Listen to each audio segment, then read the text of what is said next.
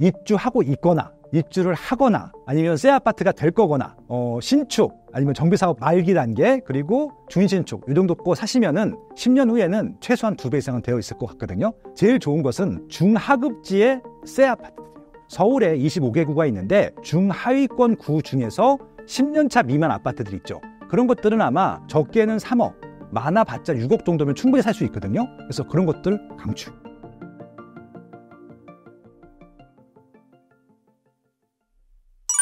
소장님, 서울 부동산 시장을 점검해 주신다면 어떻게 보고 계신가요?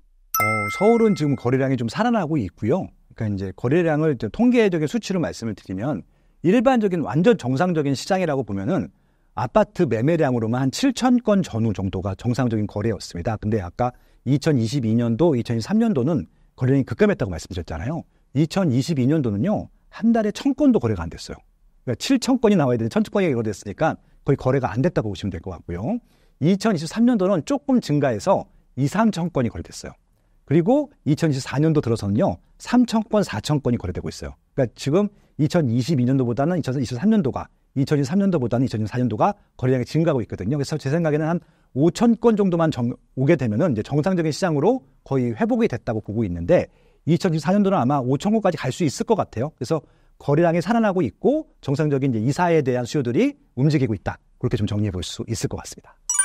얼마 전 아이매피님 방송에서 3억으로 서울 아파트 사기 주제로 방송하신 걸 봤습니다. 무주택자 입장에서 6억 이상 9억 이하로 눈여겨봐야 할 입지가 있을까요? 서울은 많죠. 서울은 여러분들이 아시는 아파트들이 있거든요. 그런 아파트 사면은 손해보진 않아요. 아무리 구축이라 하더라도 수요가 많기 때문에 대기 수요가 많아요. 그러니까 서울에 있는 분들이 그 아파트를 사기도 하지만 다세대 빌라 있는 분들도 그 아파트를 사요.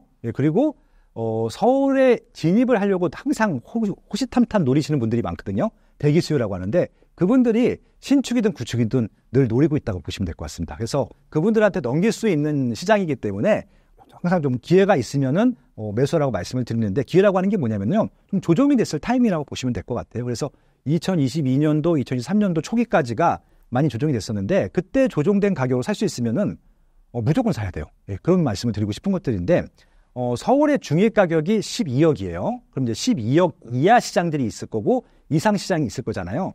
만약에 경제력과 무관하게 한 채 사라고 하면 무조건 12억 이상 아파트를 사라고 말씀을 드려요. 근데 대부분 내 집 마련을 하시는 분들, 2030 분들 같은 경우 그 정도 경제력이 안 되시기 때문에 12억 이하 시장을 보셔야 되는 게 맞죠. 그래서 거기서 이제 골라 사시면 되는데 중요한 것은 지금 집을 사지만 내가 매도할 때 수익이 나야 되잖아요.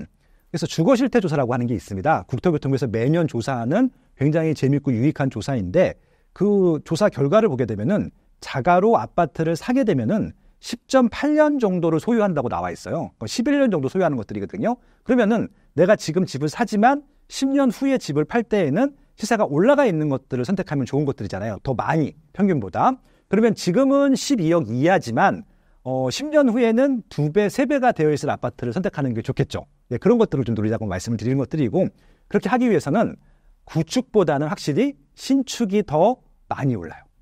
신축일 때 많이 오르거든요. 구축일 때는 그냥 인플레이션 정도 따라가는 것들이고 신축일 때는 인플레이션 이상 올라가거든요. 신축에 대한 수요가 많기 때문에. 그래서 지금 입주하고 있거나 입주를 하거나 아니면 새 아파트가 될 거거나 아무튼 좀 신축 아니면 정비사업 말기 단계 그리고 준신축 이 정도 거 사시면은 금액대가 12억 이하인데 10년 후에는 최소한 2배 이상은 되어 있을 것 같거든요. 그렇게 찾아보자고 하는 것들이죠. 그래서 지금 제일 좋은 것은 중하급지의 새 아파트들이에요. 예, 지금 왜 그러냐면 중하급지들은 시세가 많이 오르지 않고 이건 불행 중 다행인데 2022년도에 심지어는 조정을 당했어요. 그래서 피가 붙었다가 분양가 수준으로 내려온 것들이 있거든요. 근데 이제 평당 2,000대 분양한 것들이 아직도 있어요. 그러니까 은평구에 뭐 수색 증산 뉴타운이라든지 아니면 3호선 라인에 또 새 아파트들이 나홀로 아파트들이 있거든요. 그런 것들 좀 너무 좋다고 생각하고 있고요. 동부권이 좀 저렴한 편인데 거기에도 이제 노원구 쪽에도 새 아파트 입주한 곳도 좀 있고요.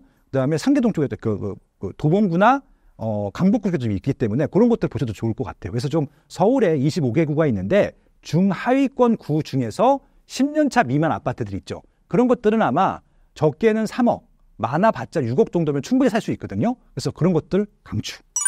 내 집 마련 시 평형 선택도 큰 고민인데 어떻게 선택하는 게 좋을까요? 제가 처음에 서두에 잘 모르겠으면은 입지만 보라고 말씀드렸잖아요. 세상에 소음이 너무 많아. 그러니까 나를 헷갈리게 하는 소음이 너무 많은데 소음을 딱 막고요. 그냥 부동산은 입지 하시면 될 것 같아요. 잘 모르겠으면 입지 제일 좋은 거 하시면 될 것 같고요. 그리고 거기서도 모르겠으면 제일 비싼 거 하세요. 저는 부동산이 참 좋은 게 뭐냐면은 정확해요. 비싼 게 수요가 더 많은 것들이거든요. 그러니까 이게 부산하고 서울이 비교가 가능하느냐? 비교 가능합니다. 만약에 서울에 있는 것보다 부산이 더 비싸잖아요. 그럼 부산이 더 수요 많은 거예요. 부산에서도 수요 많은 아파트가 있을 거잖아요. 그렇게 이해하시면 됩니다. 그래서 일단은 잘 모르겠으면 입지 내에서도 선택해야 되면 비싼 거. 그렇게 보시면 될 것 같습니다. 서울 도시 기본 계획 2042 이슈가 되고 있습니다. 어떻게 평가하고 계신가요? 제가 참고로 말씀을 드리면 2040 가지고 책을 썼어요. 서울 부동산 절대 원칙이라는 책을 썼기 때문에 그 책에 아마 어떤 전문가나 어떤 매스컴보다도 자세히 써 있으니까 그 책을 참고하시면 좋을 것 같고요. 요는 그렇습니다. 그 책을 쓰기 위해서 그 서울 도시 기본계획뿐만이 아니라 관련된 리포터랑 논문들을 한 9,000페이지 읽었어요. 결론은 뭐냐면요. 8,000페이지는 다 의미가 없어요. 이게 무슨 얘기냐면은 제가 다행히도 이 시장에서 많이 오랫동안 살아남았기 때문에 25년 동안 이 시장을 지켜왔다고 말씀드렸잖아요. 한 가지 얘기만 말씀드릴게요. 오늘입니다. 오늘 이 방송이 언제 나갈지 모르겠지만 창동 역세권 복합부지 조감도가 발표가 됐어요. 이게 국제 성을 설계해서 공모해서 당선이 된 겁니다. 근데 창동 역세권 개발은요. 2002년도에도 있었거든요. 지금 22년도가 지났는데 아직도 삽을 못 두고 있어요. 서부 면허시험장 얘기가요. 제가 운전면허를 20살 때 됐는데 그때도 있었어. 그러니까 30년 전에도 있었단 말이에요. 그러니까 이게 무슨 얘기냐면은 계획은 계획이 붙든 실현되는 것들이 아니라고 하는 겁니다. 그러니까 결국은 이게 우선순위를 둬야 되는 게 맞을 것 같고요. 가시화가 실행이 빨리 되는 것들을 보시자고 말씀을 드린 것들이고 이게 미리 예측으로는 할 수가 없어요. 근데 이 개발 계획은 왜 그러면은 진도가 안 나고 있느냐?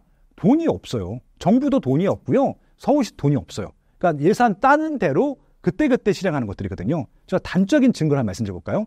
GTX 계획이 ABC가 같이 발표가 됐어요. 2009년도에 같이 발표가 됐었는데 2024년도에 이제 부분 개통을 하는 겁니다. 꽤 오래 걸렸죠. 2009년도부터니까 15년 걸렸나요? 걸렸는데 그것도 부분 개통이야. 근데 한번 생각을 해보세요. ABC 같이 발표됐는데 왜 A의 부분 개통만 됐지? 돈이 없어서거든요. 그러니까 A가 제일 수요가 많고 그것도 북부보단 남부가 수요가 많기 때문에 남부부터 개통을 한 겁니다. 똑같거든요. 결국은 요 2040 도시기본계획 중에서 수요가 많은 지역부터 먼저 갈 겁니다. 예산이 있고. 그래서 가장 중요한 건 뭐냐면요. 예산이 들어가는지 봐야 돼요. 예산이 들어가지 않은 계획은요. 아무 의미 없어요. 근데 2040 계획 중에서 예산이 들어간 계획이 아까 말씀드렸잖아요. 90%가 예산이 안 들어갔어요. 포인트입니다. 그래서 예산이 들어가면 일단 삽은 떴다는 얘기니까 예산이 들어가는 여부를 보시면 좋을 것 같고 진도 나갔다? 그러면 확실한 거죠. 그러니까 결국 예산이 나가고 착공을 하고 확인하고 들어가도 늦지 않아요. 그러니까 미리 들어가지 마세요. 그렇게 좀 당부드리고 싶습니다. 그렇다면 예산이 들어가 있는 입지는 어디가 있을까요? 예를 들어서 이제 제일 중요한 게 호재가 세 가지가 있을 겁니다. 세 가지로 나눠놨는데 제일 중요한 건 일자리라고 말씀드렸잖아요. 일자리가 들어오는지. 일자리는 나라에서 만들어주는 게 아니라 서울 같은 경우는요. 기업체들이 확정을 해요. 그런 거죠. 예를 들어서 이제 그 광운대 역세권이 있어요. 거기 이제 GTX-C가 통과가 되는데 광운대 역세권을 누가 개발하냐면요. 현대산업개발이라는 데서 개발을 해요. 거기 현대산업개발 본사가 들어갑니다. 그러면 거기는 될 가능성이 99%는 되겠죠. 예, 그렇게 좀 이해하시면 되는 거죠. 그래서 일자리가 확실히 생기는 지역들 그렇게 보시면 될 것 같고 GTX ABC는 이미 착공을 했잖아요. 그렇지? 그래서 GTX ABC의 역세권들은 다 좋아. 예, 그렇게 들어가시면 될 것 같고요. 그래서 일단은 일자리로 연결된 교통망 2개 호지 보시면 될 것 같고 또 하나 뭐냐면은 새 아파트가 생기는 입지인데 서울 내에서는 정비사업밖에 없거든요. 그래서 정비사업이 지금 추진 단계는 좀 아직까지는 애매한 것 같고 조합 설립 인가 이후에 특히 사업 시행 인가 이후 것들은 다 괜찮을 것 같거든요. 그렇게 좀 확실하게 이미 눈앞에서 공사를 하고 있는 모습들이 보이면은 좋을 것 같아요. 그래서 다시 한번 정리합니다. 일자리가 많거나 생길 지역들, 또 하나는 일자리로 연결된 교통망이 있거나 생길 지역들, 그리고 새 아파트가 생기거나 생길 지역들 세 가지만 기억하시면 될 것 같습니다. 서남권 대개조 구상이라는 파트가 회자되고 있습니다. 구체적으로 설명해 주실 수 있으실까요?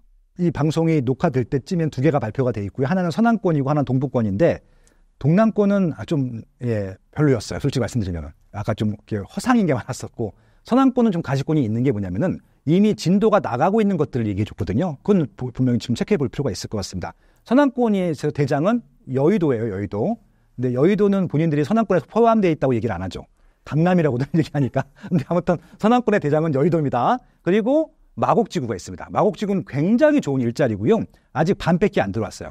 반이 더 들어와야 되기 때문에 거기는 다 100% 다 대기업만 들어갑니다. 좋은 일자리죠. 그리고 또 좋은 지역이 어디냐면은 금천구와 구로구에 있는 구디가드라고 하는 겁니다. 예전에는 다 공장인데 공장 부지들을 다 업그레이드해서 지식산업센터나 연구원들이 들어와 있어요. 그래서 실질적으로 이 서남권에는 확실한 일자리가 많습니다. 그래서 일자리가 지금도 많지만 더 많아질 계획이 있고 이미 많아지고 있거든요. 그런 부분들. 그래서 이 일자리하고 일자리와 연결되는 교통망들이 있습니다. 그래서 이제 여기도 GTX-B가 지나갈 거고요. 또 신안산선이 지나갈 거고, 뭐 서부선이 지나가고 굉장히 좋은 계획들이 많거든요. 그래서 아까 일자리, 이런 교통 계획들이 확정된 것들만 보셔도 충분할 것 같고, 여기에 또 새 아파트가 들어오면 되게 좋은 것들이잖아요. 새 아파트가 지금 확실하게 진도가 나가고 있는 게 여의도입니다. 최근에 계속 시공사 선정하고 있고, 지금 용적률도 올라가고 있고, 막 그런 것들 계속 기사 나오잖아요. 이것들은 10년 안에 우리가 그 아파트를 볼 수 있다는 얘기거든요. 여의도 끝나기 전에 조금 따라서 시작할 것이 또 목동이 있습니다. 목동은 14개 단지가 있는데 지금 26,000세대인데 재건축을 하고 나면은 56,000세대가 되거든요. 그럼 56,000세대면요. 4인 가족으로 하게 되면은 20만 명이 넘어요. 완전히 대형 도시가 생기는 것들이거든요. 그런 부분들. 그래서 서남권은 이미 확정된 호재만으로도 충분히 관심을 가질만 하고요. 일자리, 그다음에 교통망, 새 아파트. 그리고 실질적으로 여기는 이 서남권에서 끝나는 게 아니라 경기도나 인천하고도 연계가 돼 있기 때문에 이게 광역시도로서의 역할들도 충분히 할 수 있는 그런 입지라고 보시면 될 것 같습니다. 여의도 입지의 위상은 어느 정도라고 생각하시나요? 최상위권. 왜냐면은 여의도는 여의도 동이에요. 하나 동이고, 그러니까 예를 들어서 강남구는 동이 많잖아요. 스펙트럼이 넓어. 강남구라고 다 좋은 게 아니에요. 그러니까 강남구의 압구정동이 탑이겠지만, 그러니까 압구정동과 여의도 비교하면 압구정동이 높은데 압구정동 바로 아래급이라고 보시면, 그러니까 강남의 웬만한 동보단 나아. 그렇게 보시면 돼요. 예. 원래 거기는 부자들 동네예요. 그러니까 이제 제가 보는 게 원래 원조 부자 동네들이 있어요. 반포는 원래 원조 부자 동네가 아니에요. 압구정하고 여의도하고 동부 이천동 딱 3개예요. 나머지는 밑에서부터 올라간 거야. 근데 여기는 재건축만 하면은 그냥 원래 탑이었기 때문에 그냥 탑이야. 압구정, 여의도, 동부 이천동. 여기는 이길 대상이 없어요. 왜냐하면 원주민들의 좀 표현이 그렇긴 한데 질이 달라. 그런 거죠.